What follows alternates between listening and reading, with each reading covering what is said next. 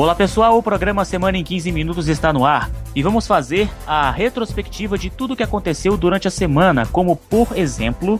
O Ministério Público dá parecer favorável a partido novo de Marina Silva. Economia brasileira encolhe 1,9% esse ano. E ainda no esporte, você vai ver os resultados da Copa Sul-Americana, Copa do Brasil e a fase de grupos definidas da Liga dos Campeões.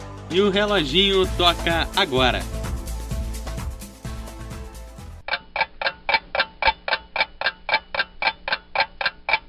Olá pessoal do Semana em 15 Minutos, olá meus queridos ouvintes, bom dia, boa tarde ou boa noite. Vamos começar o Semana em 15 Minutos falando sobre a política, que como sempre, né, Eduardo, tem uma nova para o povo brasileiro, né? Sempre uma novidade. A PGE, Procuradoria-Geral Eleitoral, encaminhou ao Tribunal Superior Eleitoral um parecer favorável ao registro da Rede de Sustentabilidade como partido político. A agremiação política foi idealizada pela ex-senadora Marina Silva, que disputou as eleições presidenciais de 2014 pelo PSB após a morte de Eduardo Campos há um ano. No documento encaminhado ao TSE, o vice-procurador-geral eleitoral Eugênio Aragão entende que o grupo conquistou a quantidade mínima necessária de assinaturas e que, por isso, teve de ter o pedido de registro aceito pela Corte para o procurador. A rede não se enquadra na nova legislação válida a partir deste ano, que dificultou o processo de criação e fuso de partidos.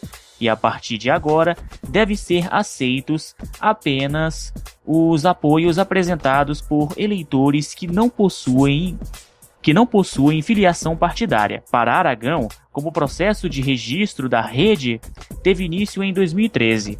O caso só não se enquadra na nova legislação, que só entrou em vigor este ano. Marina Silva e seus aliados já haviam tentado registrar a rede de sustentabilidade em 2013, mas teve suas tentativas frustradas por decisão do tribunal, que considerou parte das assinaturas apresentadas como inválidas. Legal, Eduardo. É rede de sustentabilidade, um partido novo, não é? Nós já temos tantos partidos, né, Eduardo, nesse Brasilzão de meu Deus. Aí eu te pergunto, pra que mais um, né? Se eu não me engano, agora com este são 33. Bom, a gente pelo menos tinha mais de um ministério por partido, agora a gente vai ter mais partido do que ministério. Mais partidos do que ministério, né? Agora, e mais partidos do que os próprios políticos, né? Enquanto isso, falando em político, um boneco inflável do ex-presidente Luiz Inácio Lula da Silva vira febre e vai rodar o país. O boneco inflável com a caricatura do Lula amanheceu na última sexta-feira sobre a ponte estaiada Otávio Frias de Oliveira, na Avenida Jornalista Roberto Marinho, na zona sul de São Paulo. Depois de virar meme nas redes sociais, o ex-presidente, o boneco Lula, vestido de presidiário, vai agora viajar ao Brasil. Pesando 300 quilos e 12 metros de altura, o boneco apareceu pela primeira vez em Brasília no dia 16 de agosto passado, dia da manifestação nacional contra o governo da presidente Dilma. Por enquanto ainda não há agenda com datas para a aparição do boneco. Batizado de Pichuleco, em alusão ao termo usado pelo ex-tesoureiro do PT João Vacari Neto para propina, segundo o empreiteiro e delator da Lava Jato Ricardo Pessoa. O boneco inflável de Lula já tem mais de 7 mil seguidores no Twitter. Mais seguidores que eu, né, Eduardo? Que maldade isso, né? Cada um com seu cada um. Cada um com seu cada um, né? O povo realmente é muito criativo, né? Um boneco inflável que vai fazer um tour pelo país vai viajar mais do que eu, Eduardo. Tá vendo isso?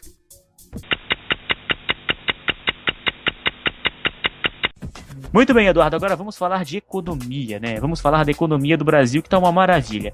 A economia brasileira encolheu 1,9% no segundo trimestre deste ano. Isso mesmo, 1,9% no segundo trimestre deste ano, em relação ao trimestre anterior, e 2,5% em relação ao segundo trimestre de 2014. Segundo os dados do PIB, Produto Interno Bruto, os dados foram divulgados na última sexta-feira, do dia 28, pelo IBGE. Nos 3 primeiros meses do ano, a economia brasileira já havia diminuído 0,2%.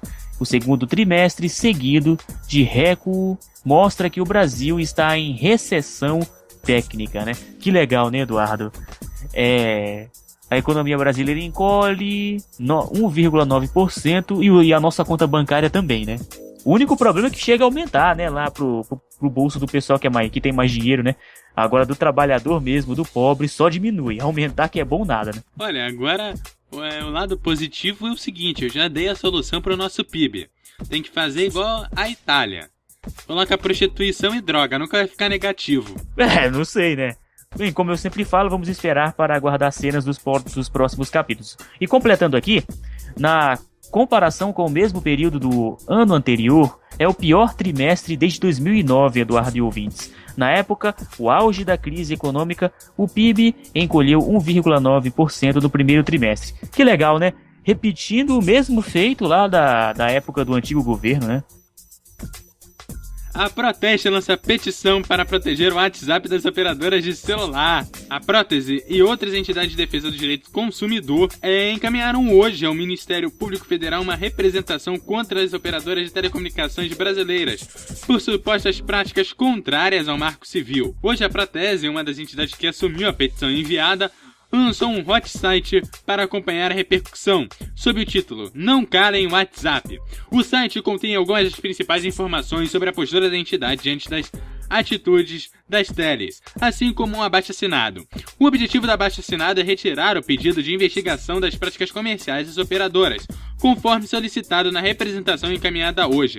Para assinar o documento é necessário fornecer nome, endereço de e-mail e número de telefone. O presidente da Telefônica do Brasil, Amos Genes, presidente da Telefônica do Brasil, declarou que o WhatsApp era pirataria pura e o acusou de trabalhar contra as leis brasileiras. Só tem um problema, na hora de vender plano, o cara apoia o WhatsApp, até libera, deixa 0,800, mas na hora de defender o lucro dele, ele vai em cima.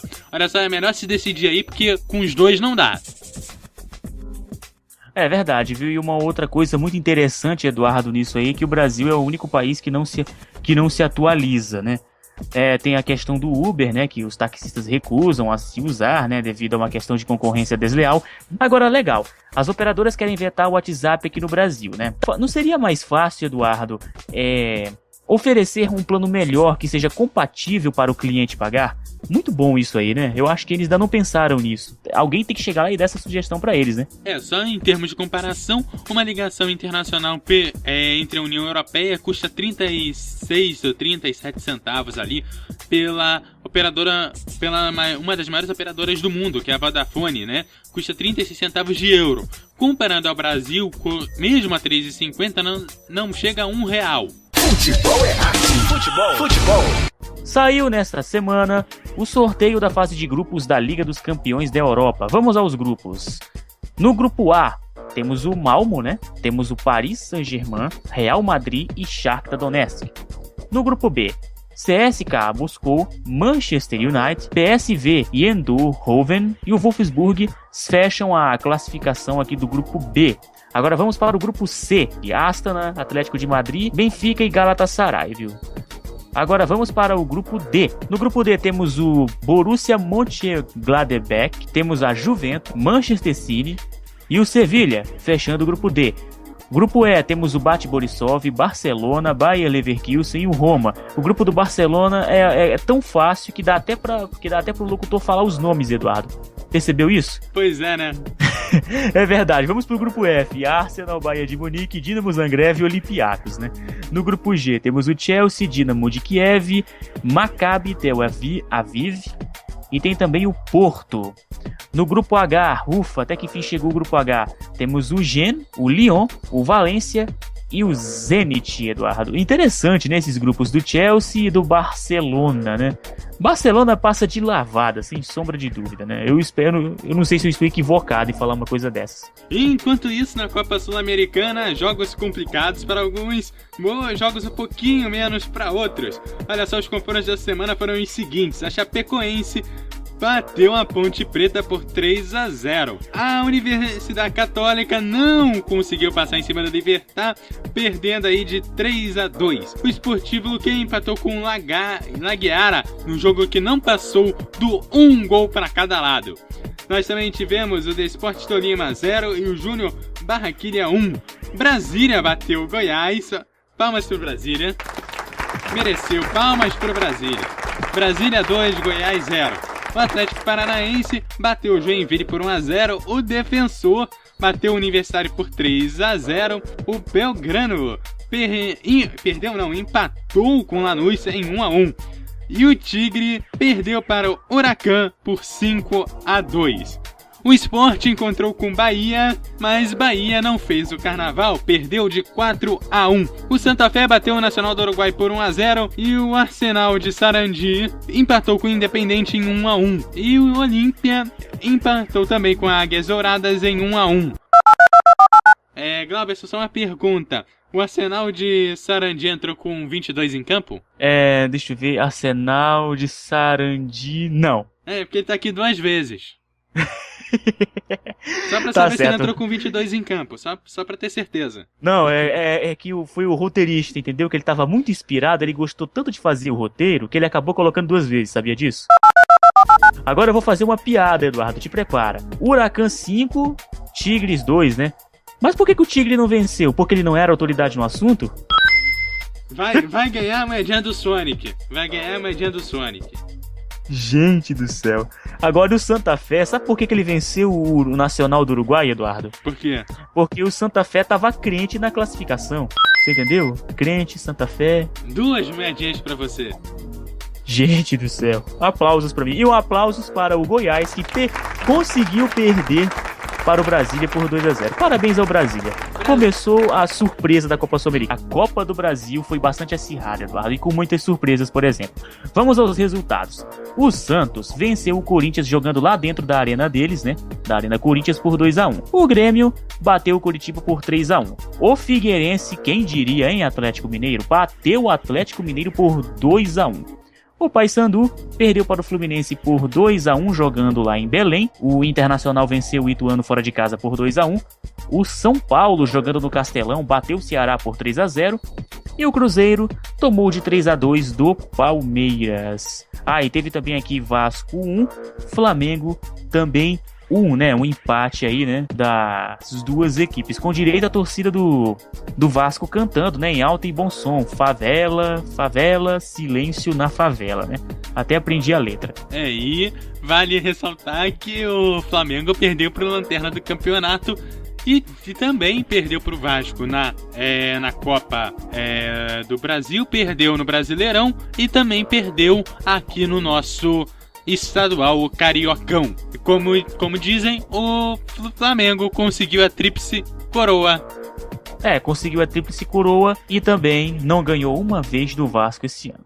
Parabéns para o Flamengo. E o Corinthians também foi eliminado aí do estadual, da Copa do Brasil e da Libertadores. Muito bem, o Semana em 15 Minutos fica por aqui.